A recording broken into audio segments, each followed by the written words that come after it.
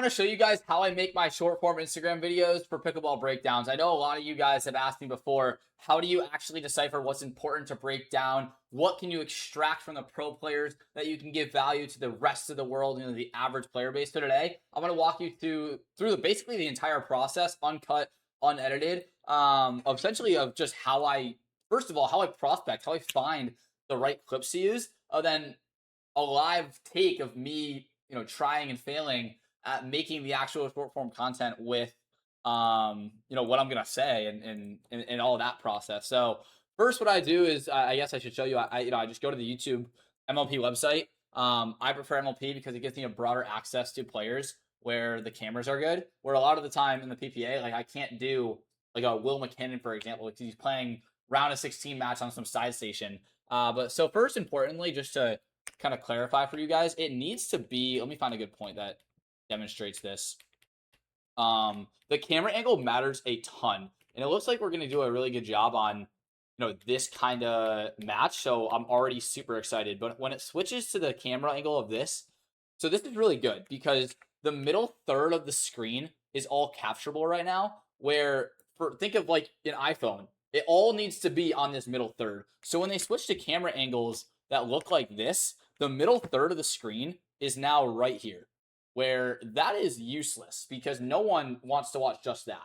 And if I can go and get the left or the right third, but I can't put them together. So it makes no sense to use this angle for me. So usually what I do is I proxy and I find, okay, how often are they using that angle? In this video, I can tell that a lot of the points are just on the same backcourt camera angle. And a lot of that has to do with the fact that, it's not, I don't think, the championship court, which is really helpful for me. But it's also really quality, a really quality matchup, I should say. So that's the first thing I do. I'm going to take you through one where I, try to go find the video and then do a full take. And then I think that'll give you a good sense of how I make a video. So I am just straight up on YouTube making these videos.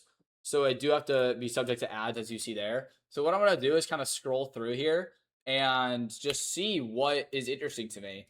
So like, for example, you have to start to decipher what is actually valuable and what is just a good shot / a bad shot. Like, for example, there's no reason to break this down. Yes, Danielle Townsend playing 71% of the court, but like, what amateur player is responding to that by hitting a cross court ungettable ball? Not many, not worth my time, not worth your time to watch, right? So I'm trying to think from an average player's perspective, what's interesting. And I'm about an average player when it terms of mindset. I don't play all the time. I don't watch any sort of crazy pro highlights. So I'm just kind of thinking about what's valuable versus what's not. So already second point in, I'm seeing something that's at least noticeable. So when Alex Strong here, when she takes this ball off the rise, what I mean by that, if we zoom in, the ball basically the ball just bounced and she's taking it while it's still on its way up and trying to put the ball cross court. It's really hard to control that kind of movement. And as you're going to see, she gets capitalized on it and she gets punished for it. So that's something I can already talk about that I think I've talked about numerous times on my channel, but it's been a few months, so I don't feel bad going back to it. So I know that that's at 9 minutes. That's 3-6. So I can always go back to that if I need to. But again, just gonna kind of scroll through here and look and see if I see anything that's cool. And if I see that camera angle, I'm immediately still switching away. Let's see. Okay, no good. I already done a little bit of women's, so I kind of want to go to mix. This camera angle is like, that's a flashbang, or not the angle of the lighting. So I'd rather stick it on this one. And, it's relatively interesting that they played Hannah Blatt at women's doubles. I'm not really sure why that's the case for Brooklyn. Is that true? Yeah, Kawamoto and Blatt. So sorry I'm switching around a lot, but JW Johnson's always a good one, especially against Christian Alshon. Like that's an interesting matchup because they're so different. And we've seen this is a pretty established match. Like these players are all very familiar with each other, but obviously J-Dub and Georgia are much more comfortable together than J-Dub would be with Buckner. So that's just a good shot, pro level shot, nothing to break down there. J-Dub plays an interesting style of mix, so I want to be very keen on his shots, like this one here. It's just a good shot, nothing to worry about there. Solo driving crash, no good. And I like that spot from Rachel going to the middle. I wouldn't say it's necessarily like quantifies a breakdown or qualifies for it, but it's a good shot. Yeah, let's see here. I'm not seeing anything too valuable right now. Like sometimes the pros just play very high level ball, and there's nothing fundamental that really warrants a video. But this is an interesting poach. I think we should at least look at this. So let's see. She's gonna go for it. He just kind of predicts it, and this is a pretty good. So like the way I'm thinking about this is okay. Why did he poach here? Like this is such a good move by Alshon. Yes, I get it. He's 6'4" athletic, but that's almost irrelevant. It's like why did he even go for the poach? Because so often you can get beat down the line. And I think the reason he goes for it here is because he put it pretty far to her forehand. And most likely this ball is going to end up in this pink circle, this area, just off of, where the angle makes sense for Brooke Buckner to go. So he's going to take a risk and jump at this. Let's see. Would he have gotten beat down the line? Yes, he would have. So this is a full commit. I think that's just too unreasonable for a lot of average players to kind of get behind. Oh, this is unreal, though. I mean, it's just unreal. Look at this. So he gets kind of tested by J-Dub, and then J-Dub's going to try to put the left foot of Rachel Rohrbacher here, because that's her goal in mixed doubles, is how do I get it to that left foot? And Alshon just does such a great job covering this, and then opens the middle. I mean, look at this stance. Like, that is unreal. And I'm not saying that it's replicable, but that is, see the difference there? How it's a fundamental concept where I can talk about, okay, what is J-Dub trying to do? He's trying to get it to the left foot of Rachel. Alshon, his job is to cover it. But what makes this scenario special? What can someone take away from this? Well, because Rachel is standing, 3 steps back, it enables Alshon to be able to go play big in the front. That's something that someone can take into their own game, right? Not just the fact that Alshon looks like this when he's hitting the ball, because that's not realistic. Then the kind of the third element of this is, well, Buckner, she's doing a really good job, right? She's kind of now covering for JW Johnson. So there's a lot of things you can talk about in this, and that's what makes for a really interactive video. There's a lot of different things, questions being answered and considered. So I think this is a video we're going to go for. So let me think. Was this ball that out? Why did that look out to me? No, it wasn't out. So I'm going to watch the full point and really analyze what's going on here. Really good drop. Looks like we just, get a pretty standard point, and then you just go sicko mode. I mean, what are you going to do about that? That's insane. I'd be pissed. I'd be like, well, that's stupid. So let me think. Now I'm going to try to construct the video. What do I want to use as my hook? What's the main value driver? What are the main things I want to take away? And the first one is Christian Alshon, and as kind of a dominant male in mixed doubles, you do have to anticipate a little bit. And even after J-Dub keeps him honest, right, you're going to see Alshon right here. He is fully split step. He is not guessing at this moment because it doesn't make sense to guess. Look at how many different options J-Dub can go. He has 2 different options, and there's no way Alshon can cover both. So he doesn't really guess. He just kind of stands there and anticipates and realizes that if this ball does go middle and high to his forehand, he's able to capitalize, but he's also able to recover if the ball goes to his backhand. It ends up doing, he recovers. Then he's going to put the ball cross court, and he's going to see at this very moment that J-Dub, he puts his head down, and J-Dub now has to make a decision. And he's putting himself in his opposition's shoes. If he was JW Johnson, if I was JW Johnson, every single time here, I'm not going to speed the ball up at Rachel because she's 4 steps off the line. She's going to crush that ball. So what he's going to do is try to put it at her left foot fast and hard, so then it sets him up for a put away in the next shot. Well, guess who also knows that? Big Bad Alshon. That's why he comes over and takes it. So that's the way I'm going to value orient my video, is let's go through the mind of Christian Alshon in this point. And that's an interesting hook, because that's not something you can say you can do a lot of the time, right? And I'm not claiming to be an expert on Christian Alshon by any means, but it's what I'm thinking he's thinking, and based on the result, I'm pretty confident this happened. So that's my video. So let's get after it now. Let's get after it. So the hook is, have you ever wanted to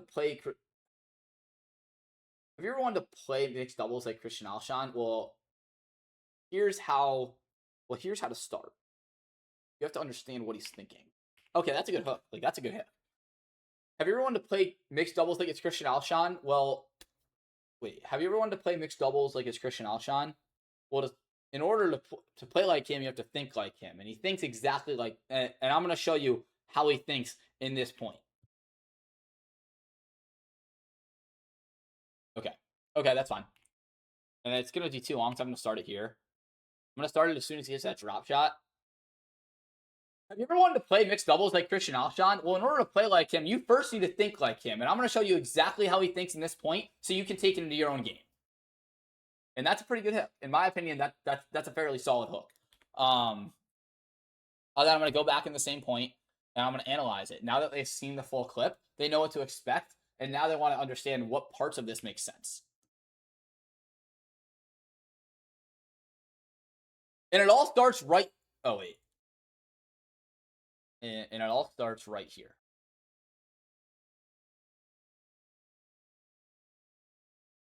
And it all starts right here. So JW Johnson, you're going to see him put the ball behind Christian Alshon, and it's going to end up in this red circle. But look at Alshon's position. He is split-stepped, ready to react. And what do I mean by that? Well, if this ball goes through the middle here, he's going to look to pounce on his forehand. But at worst, if JW Johnson does go in this red circle, which he ends up doing, it's an easy recover for Christian Alshon. That's how he's able to capitalize in both scenarios. And then as we move forward in this point, we're going to see him put the ball cross court into JW Johnson's backhand. As soon as Christian Alshon, he sees that JW Johnson puts his face down and hits this ball, what is going through JW Johnson's mind? That is what Christian Alshon is thinking, and this is what's going through JW's mind.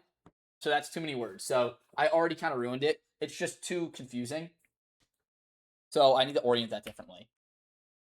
And it starts right here. You're going to see JW Johnson. He's going to put this dink into the backhand soft cross. That's stupid. See, I do stumble a lot, but we'll get it right. And it starts right here. You're going to see JW Johnson. He's going to put this dink on the backside of Christian Alshon. And Christian Alshon, notice that he is ready in a split-step position to poach if this ball was to go through the middle. But importantly, he doesn't guess. He's anticipating. And the reason that's important is now he's able to recover when he doesn't get what he wants. Then he's going to put the ball cross court. And this is where the real magic happens because Christian Alshon, he sees that J-Dub puts his head down.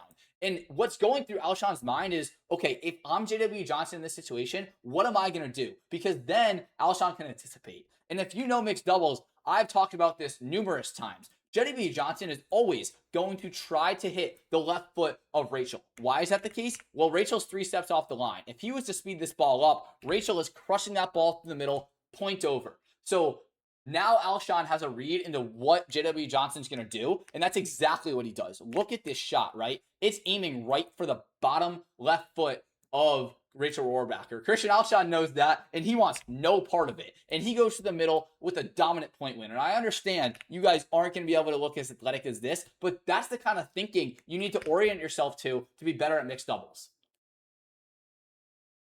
If you want to get... So now I'm going to close out with a quick replay of the point in a CTA. A call to action, sorry. Like follow for more. I'll wait for the wait timing, I think. I already messed it up, so I'm going to go back to that. If you want to get better at pickleball, I make videos like this every single day, so make sure you're following for more. And then I'm going to... Usually I'd end the video now and go crop and edit it up. I guess I can show you guys, that kind of process too. But that is less interesting, so maybe I'll save that for another video. But that's kind of the way I go find videos. It's not anything crazy. Kind of just skipping through, watching, finding something interesting. Did something happen for a fundamental reason, or was it a simple error? If it was a simple error, then I'm not going to make a video on it. And if it was a fundamental reason, is it something that's relatable to the average audience, right? What does the audience want to find out? Well, I think it'd be pretty interesting if someone told me how I can play like Christian Alshon. So that's what I'm going to try to give them. And yes, I'm exaggerating and using hyperboles because that's the nature of social media and short form content. But a lot of this stuff really is valuable in my mind. And this kind of information, I know it from playing. I've played for a few years now.